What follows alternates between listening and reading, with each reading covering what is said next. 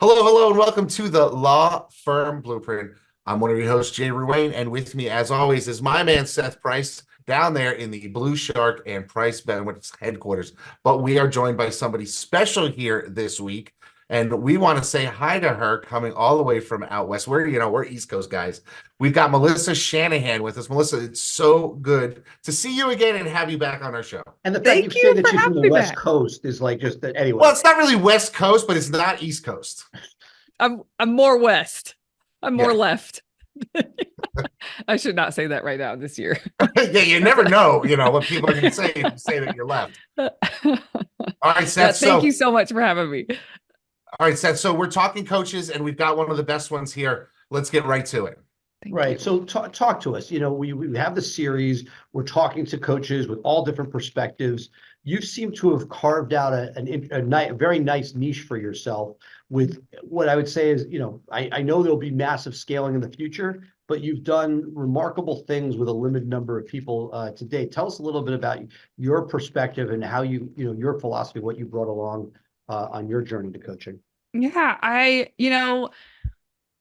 had a long experience with coaching, but startup founders around productivity. I was kind of all over the place. I loved coaching. I loved the tools that I was learning and to help people get to where they wanted to go.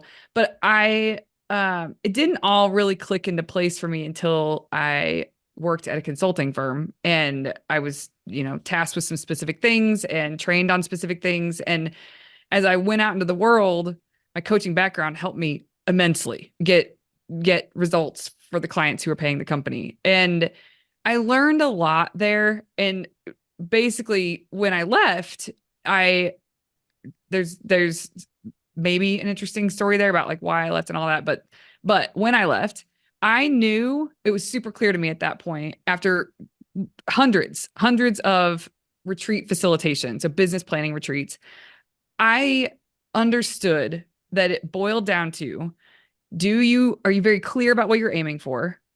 Do you have a well thought out plan to get yourself there? And then do you actually execute? Do you honor the plan? And it sounds too simple, but if it's like a three-legged stool, if one of those things isn't done, you just spin, you waste time, you waste money, you waste resources. And so it's not about being in a hurry to get to where you want to go. It's just about getting to where you want to go. So when I left, I was really clear that somehow there needed to be a framework where those are principles and that they aren't missed. It doesn't matter who I'm working with or what level they're at. None of that matters. This has to be in place, period. And though it is simple, it's not easy. And people struggle with one or more of those legs of the stool. So I think that's hopefully gives you a little bit of a background on why I wanted to set up the company the way that I did. So yeah. And so you've done some time in the medical space, correct? Mm-hmm. Dental and medical, but private practice. Private practice. So one owner. I'm curious to know the sort of similarities and differences.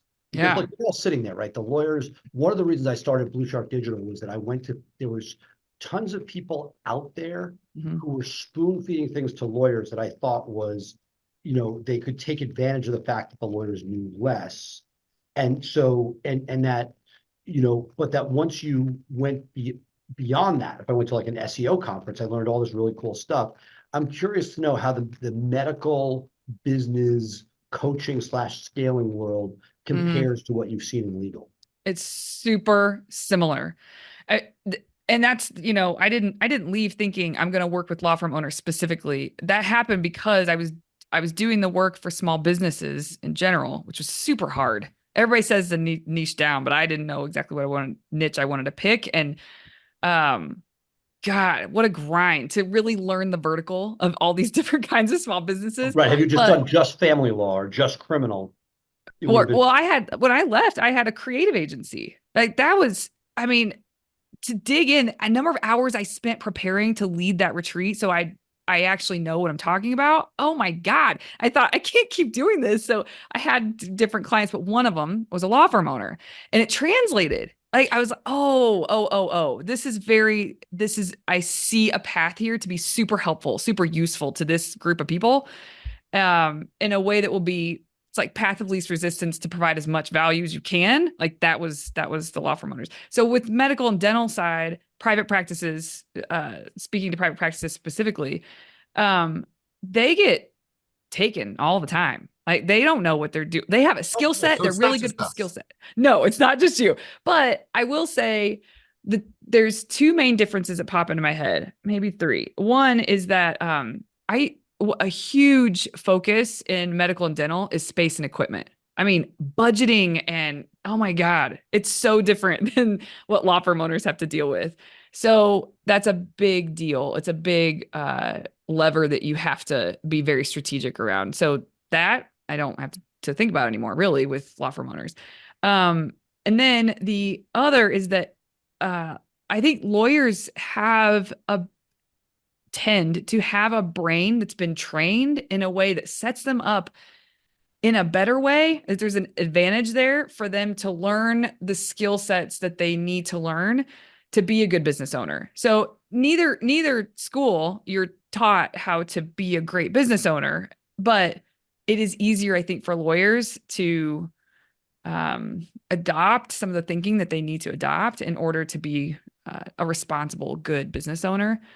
And the other thing I will say is I do think it's harder for lawyers than for doctors and dentists to work on the business versus in the business, because lawyers are sitting at their desk most of the day.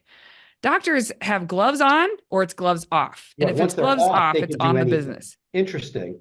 So Whereas it's lawyers, it's a easier. slippery slope. You could work on substance all day. And if it's what you love, we all tend to move into that.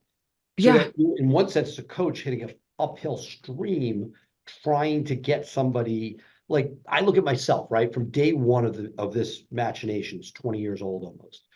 I was not in the courtroom, somebody else was. And that was quite a luxury. And as you go through the masterminds, that seems to be what people struggle with, which is Jay does. I mean, up until a couple of years ago, he was like, I got to go to court. I got to be seen. It was part of your being. It was part of your DNA. And getting somebody to say, if somebody else was there, maybe it would be marginally less good, or maybe I'd get marginally less networking. But those 3 hours, what could I do with them? And and that's easier. Like it's easy to have this conversation academically, but in the moment you're like, it's inertia. Like I wake up, I put on my suit, I go to court. Like it gives you purpose and direction versus the unknown, which is lifting the hood and figuring out what do you want to be able to sort of improve today that may not even show results for weeks or months. Well, I think my read of the situation too is when you're in the medical field, your patient flow is how you make money, and so it's how many bodies or mouths do you touch in a day.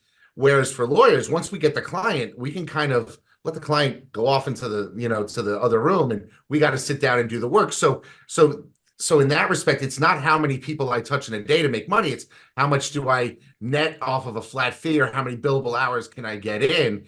And really, you don't want the client as part of that at all.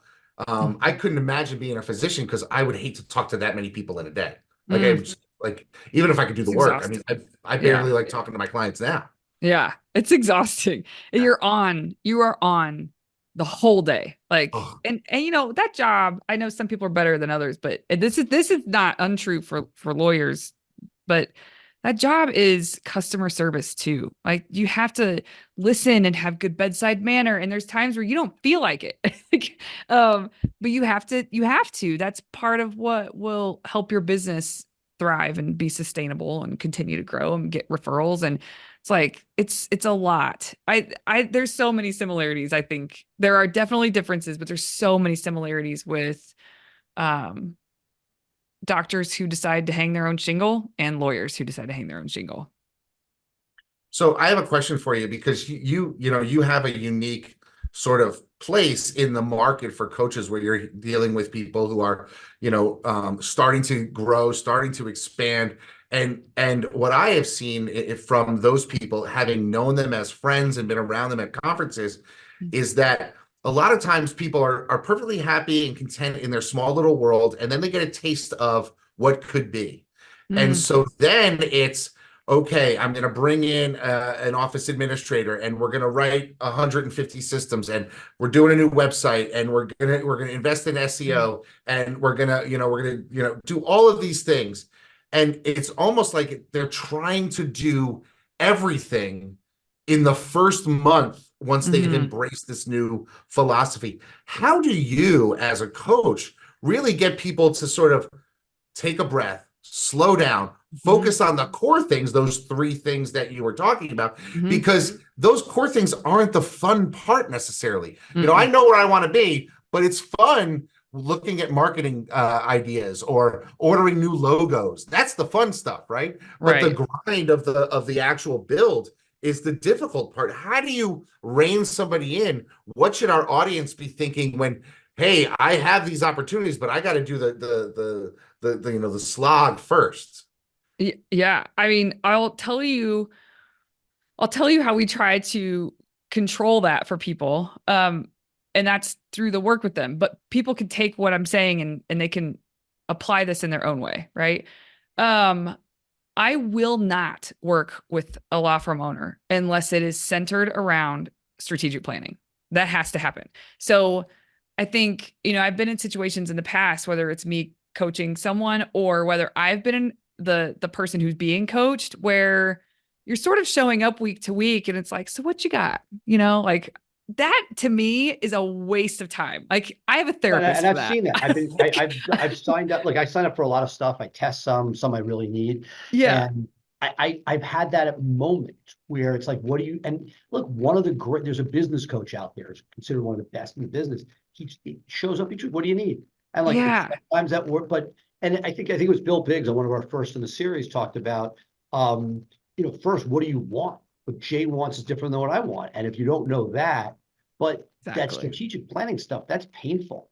I mean, it's why it's very good. And it helps you need to have a beacon to go for. But each week, what you find, and funny, I had this issue with my firm administrator before COVID, before he fell off a motorcycle. And our current firm administrator just came full circle to this point, which is I want to start playing less whack-a-mole and more like, how do I move the ship? Like the ship is no longer has holes in it. I fixed everything post-COVID. It's now time for me to figure out how, and look, we're doing OS, we're doing all of those things, but it is very easy to get into the what is on fire today rather than where do I want to be. Right. Exactly. I think, just like, what do you want? That's like, what are you aiming for? That's the first principle.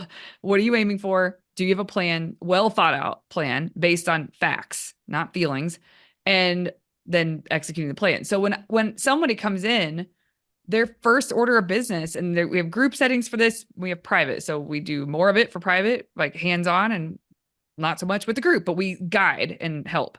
So their job is to get prepped for their first retreat, their first full day business planning session. And so that means they need to pull data. We have a tracking template that's like they can use and they can customize themselves, but they need their numbers, and that's very difficult to get at first for people, but then they figure it out and then it's not hard to get anymore. Right. So they need data, and then they have to answer these series of questions that are about like, what are you aiming for? What does success look like to you? And everybody has a different answer to that. To your point, what Bill Biggs was saying, that's exactly true. But if you don't know that, what are you lining yourself up with? It's almost like you have to be able to put a pin in the map and say, like, this is where we're headed. Now, there are 50 routes to get there. And some take longer than others, and some are, more expensive than others, but maybe faster. But you have to have a pin in the map, and then you can figure out your path. So really understanding and defining and painting the picture of what success looks like at this stage, right? And the answers always change. I make people answer that question every single quarter. And you can see it where people start in like the third quarter that they're answering it. So like, I answer this every quarter, but then the fourth quarter, their answer is different. Like it's worth asking yourself again every quarter. So they have to answer some of those questions. Then we're very clear about where they want to go. And then once those questions we've facilitated that section, then the next section we go to is figuring out what does the firm need to do in order to provide you that success that that you said, the picture that you painted.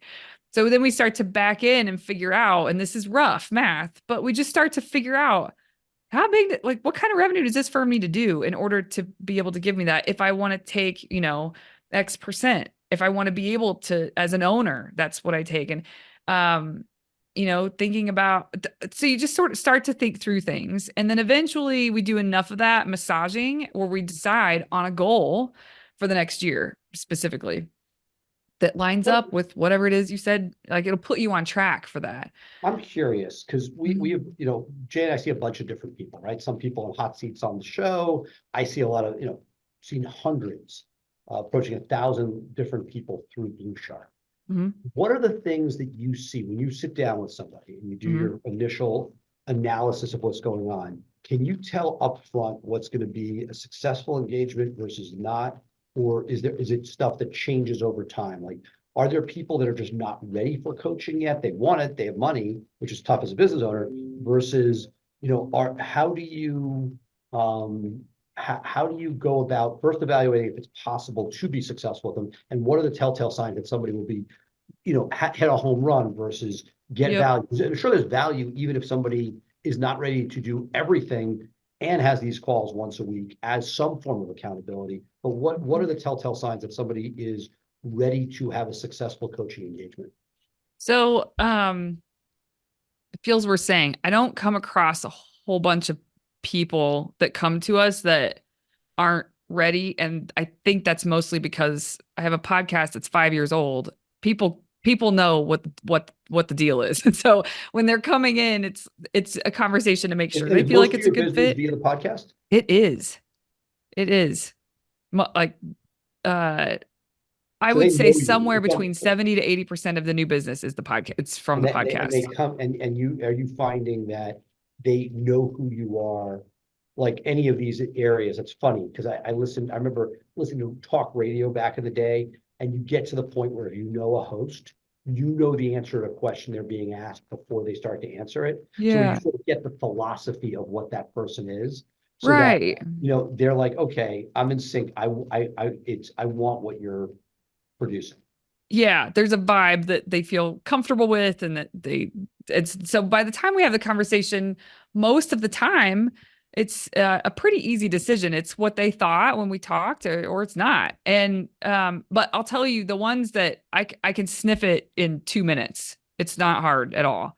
There is it's probably too vague to say someone's just not coachable. Like they're just not ready. They're not willing to listen. They talk incessantly. I want them to talk. I want them to do most of the talking, but there's almost like this incessant nature to the conversation and pushing and telling me everything's going right. And it's like, where's the opening there? You can almost just see it if there's not really a willingness. And sometimes I'm wrong. So I'll feel that from someone, and I just have to ask the right questions to get them to calm down a little bit. And then there's probably a win there for everybody involved. But it's not very often I come across it. I mean, I don't even know. I could think of a couple this year of consults that I've had that was just like, yeah, this is not a fit. And it never it always ends with me or them. Like we say that at the end. It's like, listen, I hope this is really useful. I do think but you should probably focus on X, Y, and Z first. And, if it's still fine, if it feels interesting to you, let's have another call.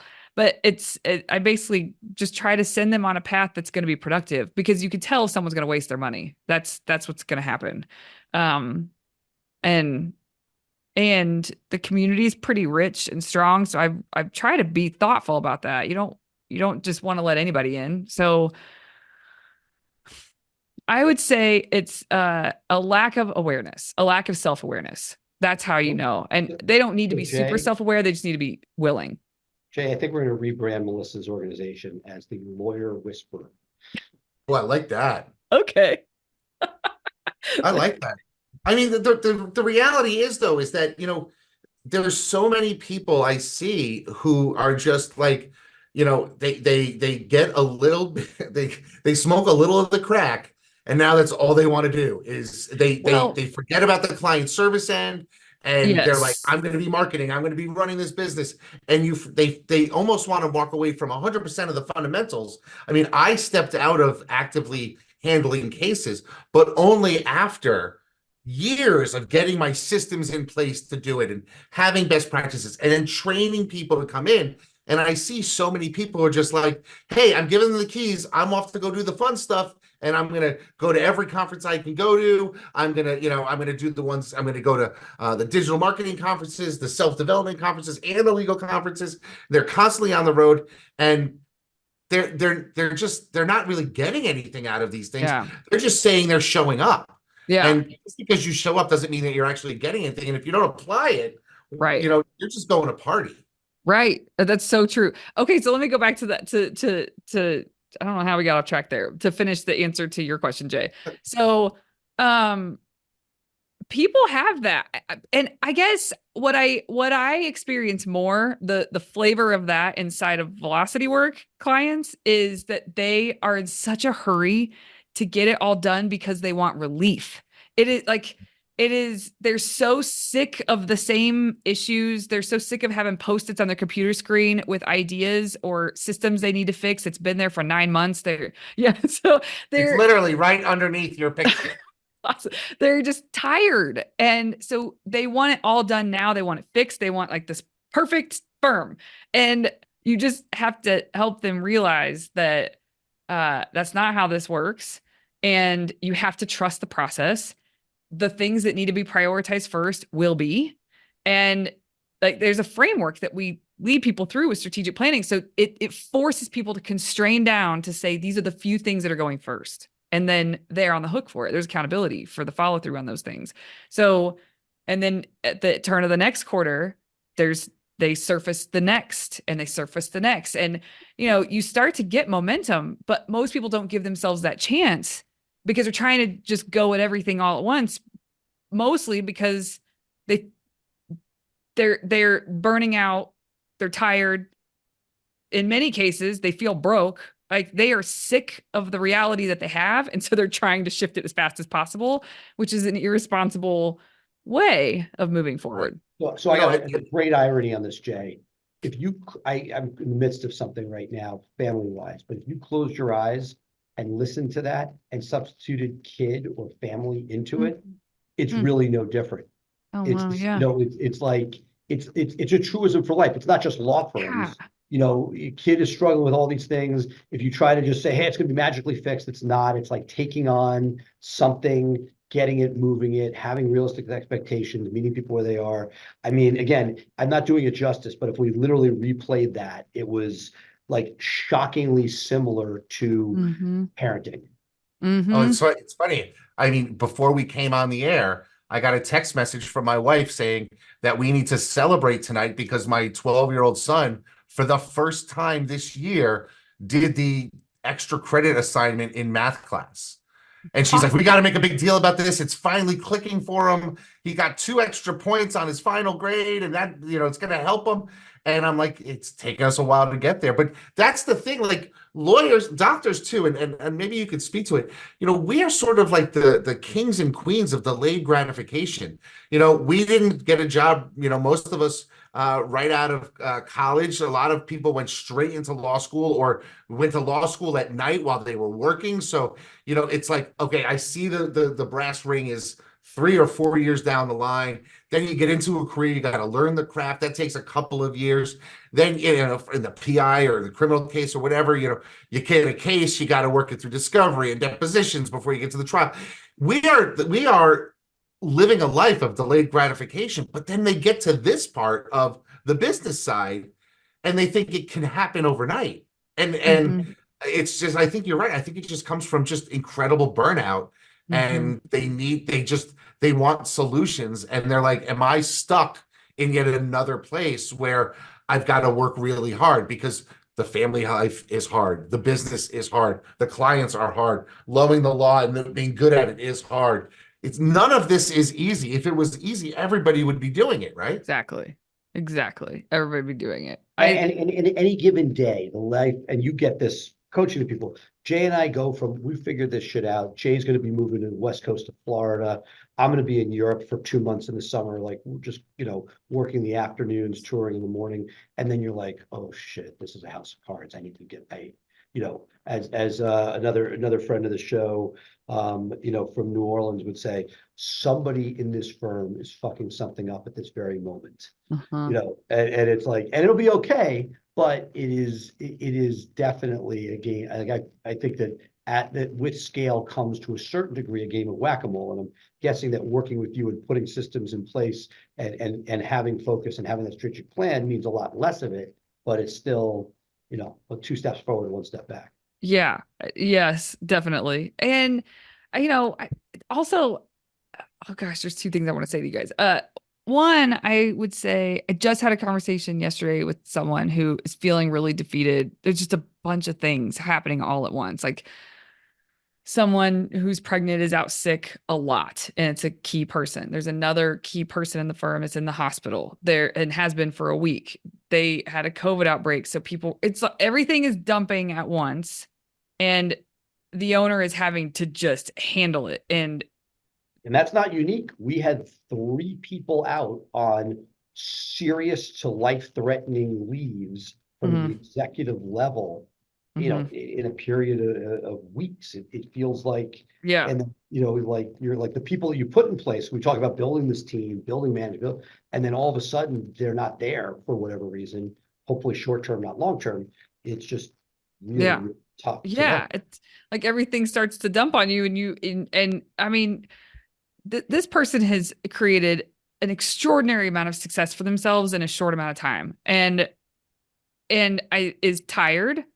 Hasn't done any marketing. Like the firm has just grown, and it's been growing, and she's trying to keep up with it. And I felt for her. What that feels like. When you feel crushed by your business. And I felt for her, and she said, it feels like I'm taking 1 step forward, 5 steps back. And I said, that's just because you're in what you're in right now. The truth is you're taking, 4 steps forward, 3 steps back.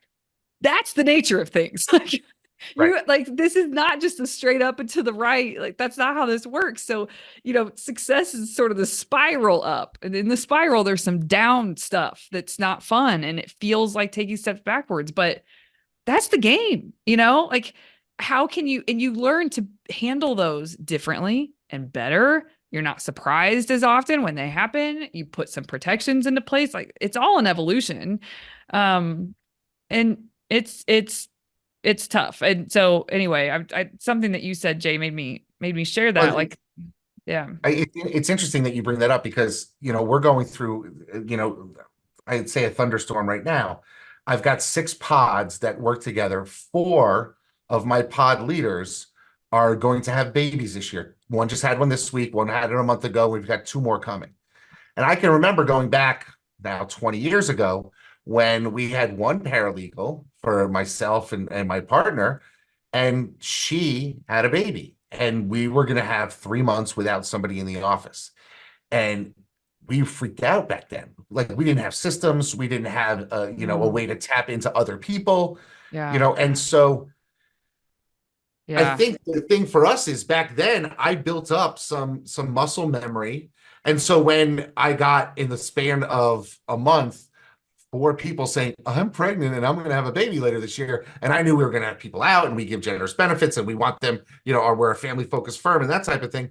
I was just like, all right, we got this. We can figure this out. I wasn't gobsmacked like I was 15 years ago with just one person doing it, because I built up the skill to be able to do it. The problems you address are going to be bigger, but you're also going to have things that you can rely on in your history and your memory to be able to do that stuff going forward. And you just have to sort of trust the process, but it doesn't start until you start doing it the right way from the beginning, I think. And that's paying attention, because if I had just scaled without any systems, we'd be on fire constantly.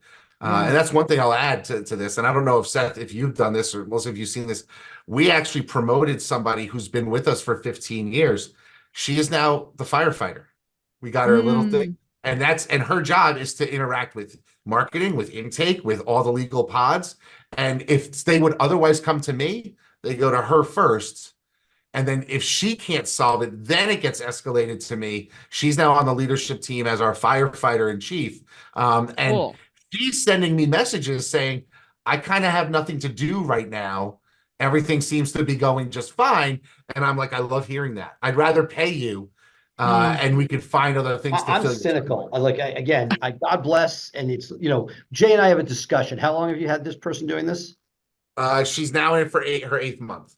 8th month doing. So good news is he's past the 6-month world, which is, we have a rule. You got to do it for 6 months before we talk about it. Not, you can talk about it, but everybody's so excited. I just hired Melissa as my coach. It's amazing. Okay, let's go 6 months in. Have you moved the needle? Yes or no? Right. There's this amazing thing. So with that, the question is that the right way to do it? Probably a question for another day. We won't take Melissa's time with this, but is it that if you have systems set up that the person at the top of each of those pyramids should be doing the firefighting and not somebody who's a jack of all trades versus having a person specifically for that? Or is it essentially an executive assistant to you that just plays interference for everything that's going on? Well, the reason why I created it was after I got the first 2 people to tell me they were pregnant. Right. And then I knew other people were trying with their partners. I said, oh, this is going to be a problem. I need somebody in this role. Otherwise, I will be subsumed with fires when you going say on. Fire, is fire. So, and I think to me, and I'm come bring this back to Melissa, the question is, okay, great. Is it, because this is something that I struggle with our own head of ops. And that I sort of mentioned at the beginning of the show where the idea is somebody in that role, how much of it should be put in the whack-a-mole that I do, and how much of it should be planning and building and running, and they're all their direct reports. Do you have a thought on that as far as how you balance the whack-a-mole at the firm, which is essentially, I'm calling the firefighter, whatever you want to call it, versus making sure that you aren't just complacent doing what's there, but that you're constantly looking forward and pushing forward? I mean, I think so. More traditionally, it is the person sitting in the bucket in the seat that firefights for their own department, and if they have trouble, then they move up. But I just want to say, I think what I'm hearing, Jay, is that you instituted it because the people in the buckets were going to be out. So then who's going to fight the fire? So you needed somebody. So I guess one question I have is, in your mind, was it a temporary position until everybody's through? No, I'm going to keep.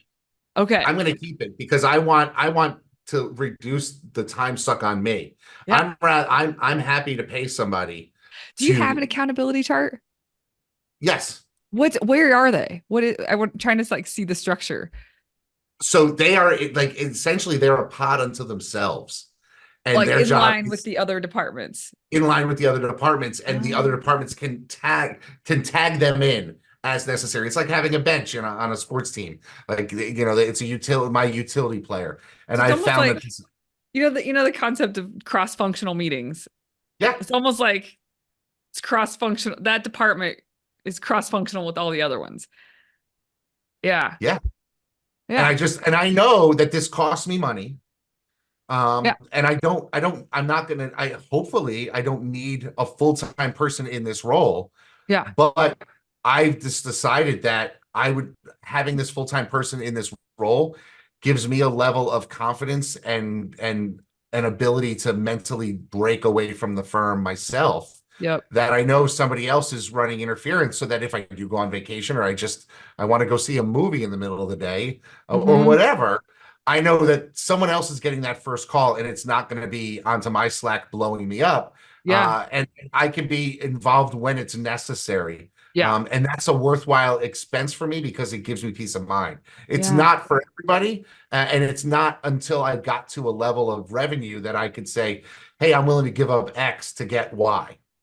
So that's what I was going to say. This position is a luxury position. Oh, absolutely. And that's you get to do what you want, right? So I think that there's really kind of a beauty. It allows me to be here. I mean, I could have a line of people at my door saying, I got a problem, but now I don't. I can do stuff with you. And I don't have to worry about having a line outside my door. Okay, but this is a point I hope this is a takeaway for everybody, is that the only reason that you are in a position to play around and experiment with that kind of money is because of how intentional and deliberate and systems and processes. Like, I mean, you didn't build the firm you have by going at everything all at once and it's done in a year. Like, that's not how this worked. And so there is sort of like kind of full circle. You have to be deliberate and you have to constrain down your focus on what is top priority, and then let the next things surface, and then let, commit to the next batch of things. And how how you eat an elephant one bite at a time. Like, Right. how do you create this firm, your ideal firm? No matter how bad it sucks right now for where you are, it is going to take time. And the more dialed and like clear that you get about what is next and then what is next, the faster you will put yourself on a path of relief. And people can do that on their own. There's no question, but sometimes it's nice to have a partner. Sometimes it's nice to just say, like, can you take the cognitive load out of this for me? How do I build with Yeah, and I Jay mean, and Seth a bill, my purpose of this really is, it gave me what I want out of my firm, which is more freedom. Yes. And You know what I mean? That's what begets more that was freedom. my goal. That was my goal. It wasn't to travel 20 weeks a year. I just wanted more time freedom because, like Seth knows, I like going to the Little League games. Yeah. I like watching soccer for that's what I like to do. And I want to have that time available. So I built a system, I built a firm that supports that. Yeah. And I think now it's ingrained in our culture, which is why I've got so many people having babies, because, we're very pro family in my firm, and that's the way we want to be. And we understand it's going to impact revenue. It's going to impact a lot of things. My first conversation with any new hire is, you're not going to be a millionaire here, but you're going to be at all your kids' games. If that's what you want, come work here. If you don't, go do PI at a mill and go be a millionaire someplace else, because it's not going to be here. Right. But that's all I have to say about that. Love that. Right.